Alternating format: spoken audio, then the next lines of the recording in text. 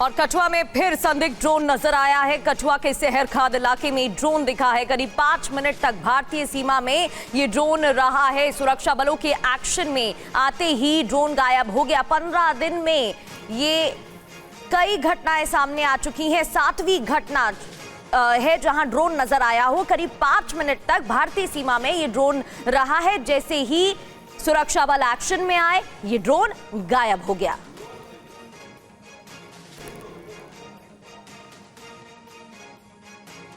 और रमन सैनी हमारे संवाददाता हमें ज्वाइन कर चुके हैं। रमन, 15 दिन में ये 7वीं घटना जब ड्रोन नजर आया हो और लगातार मुठभेड़ की खबरें भी सामने आ रही हैं, क्या जानकारी?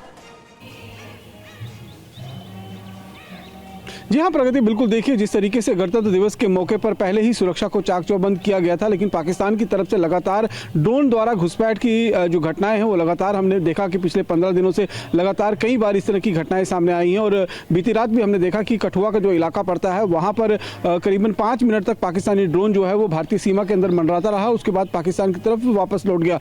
वहीं दूसरी तरफ अगर हम देखें तो किश्तवाड़ के अंदर ये पिछले 15 दिन के अंदर तीसरी बार मुठभेड़ जो है वो आतंकियों के साथ शुरू हुई है। दरअसल यहाँ पर जैश ए मोहम्मद के 3 आतंकियों का एक ग्रुप जो है वो ट्रैप है। और यहाँ पर हमने दिखाया था कि किस तरीके से हाइडआउट भी जो है उसको बस्ट किया गया था सिक्योरिटी फोर्सेस के माध्यम से। वहाँ पर बहुत बड़े तादाद में खाने पीने का सामान जो है वो उन्होंने इकट्ठा कर रखा था। और अब आतंकी एक जंगल से दूसरी जंगल की तरफ भागते हुए नजर आ रहे हैं। बीती रात स्पेशल फोर्सेस के जवानों के साथ एक बार फिर मुठभेड़ हुई थी, लेकिन रात का अंधेरा था, घने जंगल का इलाका था, ऐसे में आतंकी जो है वो जंगल में छिप गए। वहीं अगर हम देखें तो गणतंत्र दिवस से पहले जम्मू कश्मीर में बीएसएफ को एक बड़ी कामयाबी भी मिली है।